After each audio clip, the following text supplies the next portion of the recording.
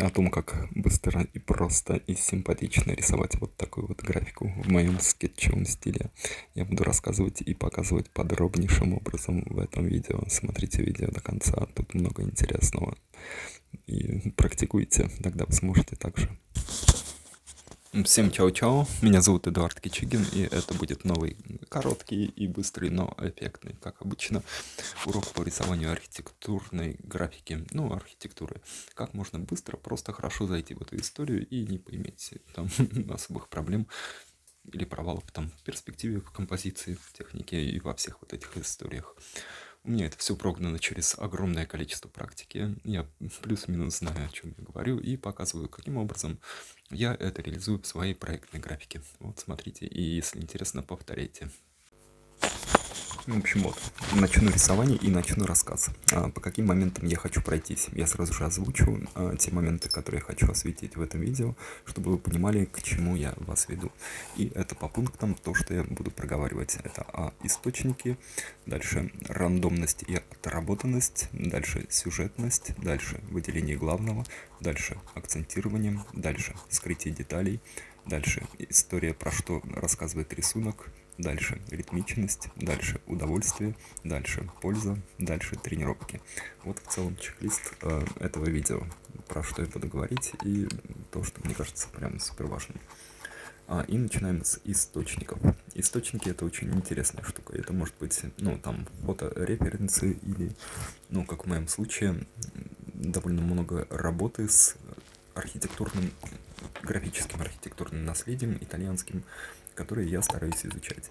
И подхожу к этому, иногда системно, иногда не системно. В общем, я вытаскиваю, сохраняю себе все, что я могу, до чего я могу дотянуться, и разглядываю, изучаю. Некоторые фрагменты я зарисовываю радостно и немножко с отчаянием, потому что у меня не получается, как у них. И я нахожусь в очень драматичной ситуации. И поэтому мне близко понимание того, как бывает, когда стараешься, отчаиваешься и ничего не получается. Что я делаю? Я ровно в такой же ситуации.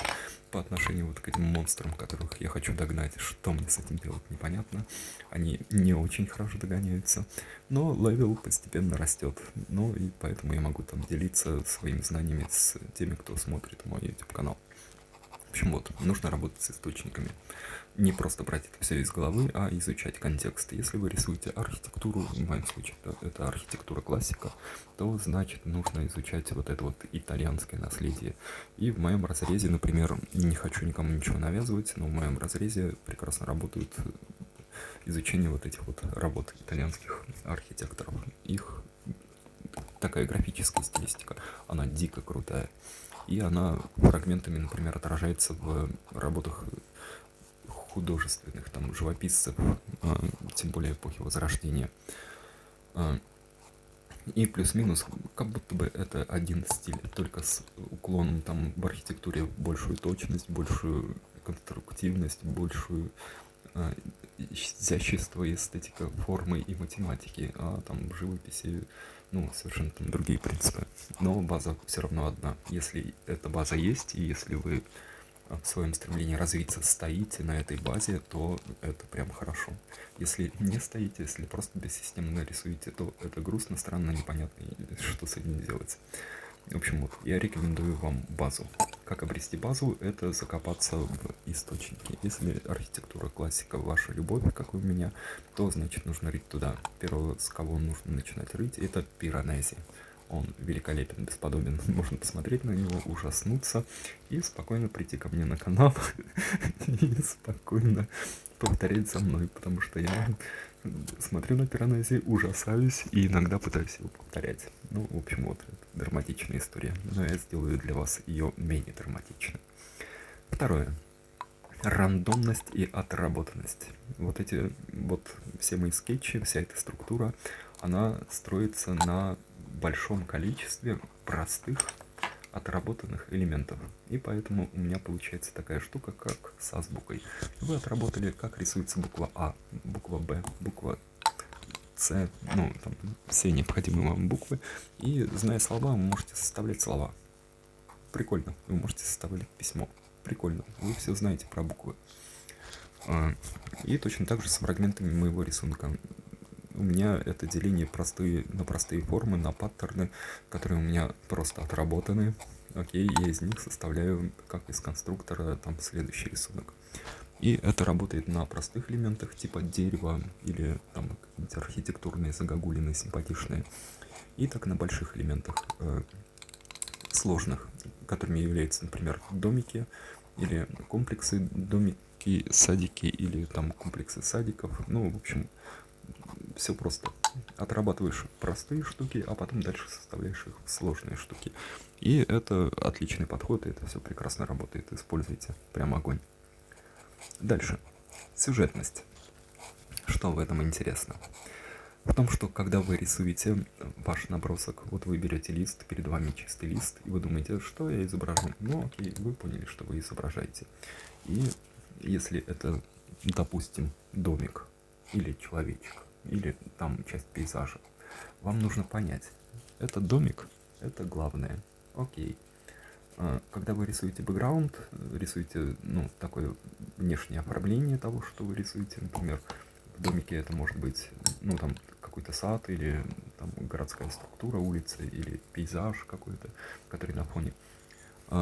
Важно понимать, ну, в моей технике скетчинга, что есть главное, есть подчиненное. И вот это главное, это домик. И на нем нужно сосредоточить усилия.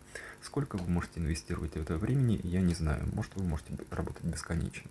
Но если вы бесконечно работаете и одинаково точно проработаете все элементы, это будет прям провал.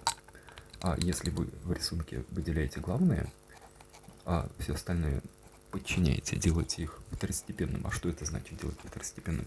Это значит, ну, рисовать менее проработанно, рисовать более блекло, делать все, чтобы ваш главный персонаж вашего рисунка, допустим, домик, он выходил на первый план.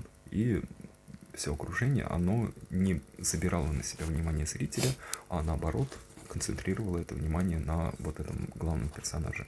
Вот так нужно делать, по-другому делать не нужно. В этом нет смысла. И выделение главного, собственно, логически выходит из вот этих вот предыдущих пунктов. Когда у нас есть уже некоторая отработанность простейших элементов, когда мы изучили источники, когда у нас есть сюжетность, и мы работаем вот с этим всем, ну как работаем, я просто это держу в голове.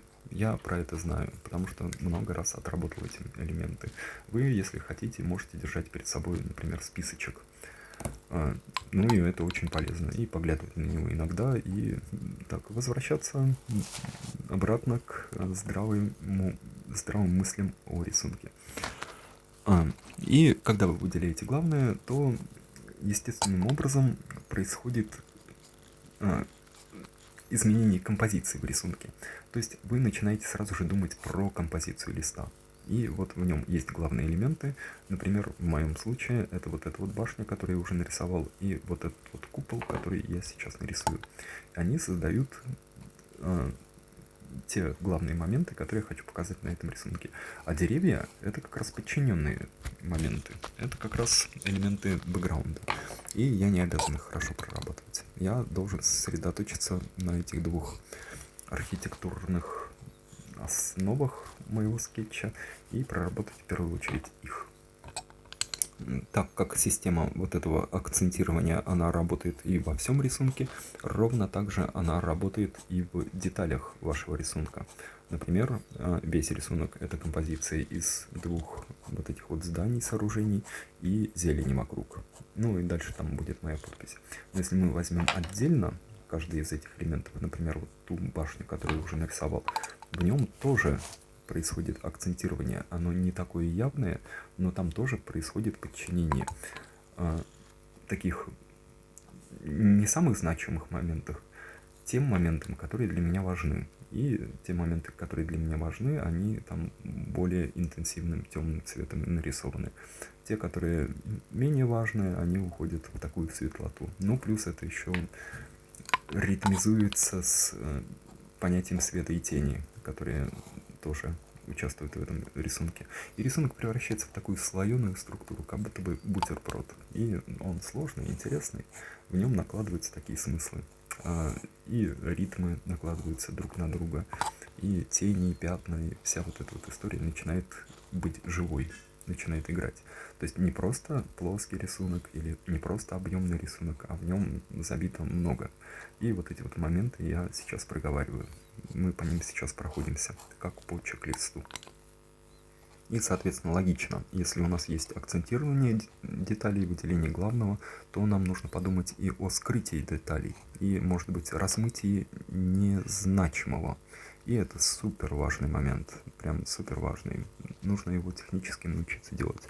И для этого, например, можно пойти, тут я чуть расскажу про инструменты. Я использую первую тушь и водную кисть, которой я размываю всю эту историю. В чем кайф? В чем удовольствие? В том, что я могу работать без карандаша и без предварительного наброска. Я ничего не делаю для того, чтобы построить всю вот эту вот большую композицию. Наоборот, я выращиваю ее на экспромте. Это как рэперы читают фристайл. Вот также я, например, рисую архитектуру. Начинаю один элемент и развиваю в разные стороны. Почему я, например, не ошибаюсь? Потому что, в принципе, как бы это работа моя, профессия, там, проектирование. Но также я не боюсь ошибок, потому что вот эта техника, она позволяет использовать свои плюсы как еще дополнительные плюсы. Например, я провожу линию, она не очень симпатичная, она мне там не нужна, я ее беру, просто размываю, она становится частью тона, частью фактуры и начинает работать на меня. Я рисую правильную линию.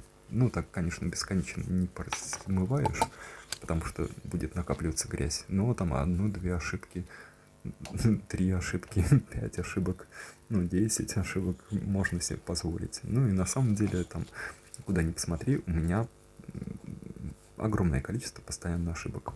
То есть я этого не боюсь. Но я сразу же рисую начисто, сразу же. Какое-то время нужно себя приучать к этому. Это чуть-чуть может быть драматично, но потом это становится реальностью. И ты думаешь, зачем мне было все это строить? Понимаете, тут просто работает лень. Если начинать рисунок этот грамотно, нужно взять карандаш, наверное, и начать простраивать его элементы, композиции и прочее. И мне сразу же становится скучно.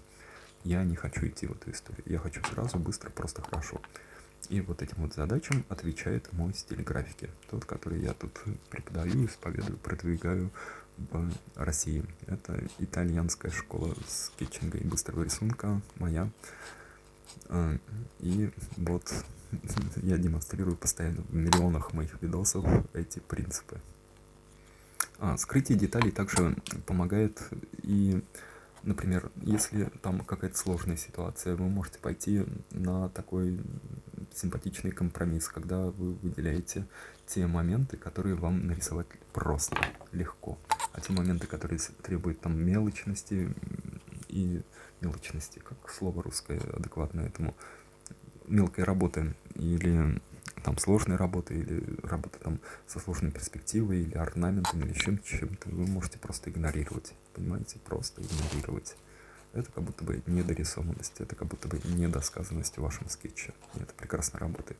Это тоже относится к скрытию деталей. Но если, например, вы владеете тем моментом, который у вас на рисунке, он может быть сложный, вы наоборот можете его сделать акцентом, потому что вы умеете это делать и можете эффектно и хорошо показать его в своем рисунке. Также думаю, что нужно постоянно думать о том, о чем рассказывает ваш рисунок. То есть, иногда можно работать часто, можно рисовать на автомате. Например, вы тренируете простые вещи, там, типа кубиков или листвы. Столько времени я потратил на тренировки этого базика. Просто я много этим занимался, да. Вот, вы тренируете их, и тогда можно отключать голову. Но когда вы рисуете композицию, архитектурную или пейзажную, я рекомендую все-таки думать о том контексте, в котором происходит то, что вы рисуете. Например, вот если стоят 2 этих собора, я думаю, примерно самоштабно, как там ходят люди, как они поднимаются на 1 этаж, на 2, на 3, и пытаюсь все это самоштабить и сконнектить с моим ощущением пространства и человека. Не знаю, как проще об этом сказать. Но, в общем, вот. Вы должны думать про тот контекст, который вы рисуете, и тогда он получается более естественным.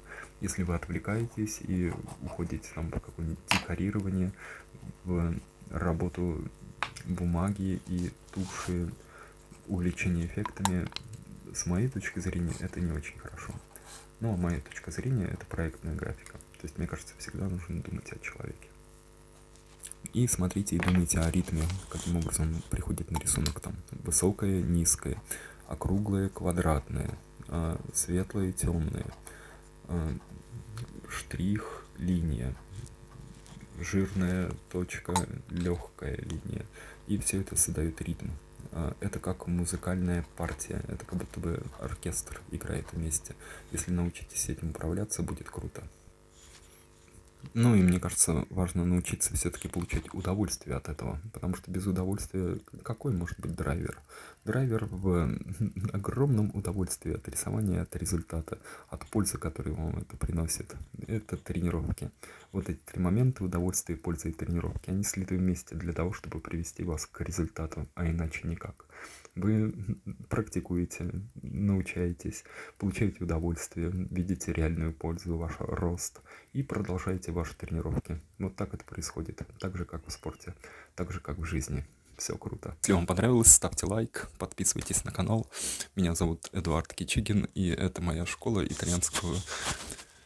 итальянская школа скетчинга и быстрого рисунка. Вот. И смотрите, там в описании к видео можно купить мои работы на Сач галереи, или можно пойти и практиковаться в моей технике рисунка по плейлистам. Там все видео разбиты на плейлисты, как рисовать человека, как рисовать архитектуру, как рисовать пейзаж, там, проектную графику или проекты, например, ландшафтные и архитектурные. Я разбираю, как я думаю, над всей этой историей. В общем, там интересно. Всем чао-чао. И вот тут посмотрите справа-слева, подготовил видосики разные, и можно на них потыкать и посмотреть, что там интересного есть. А вообще, думаю, нужно прямо сейчас взять лист и бумагу и начать практиковать. Давайте.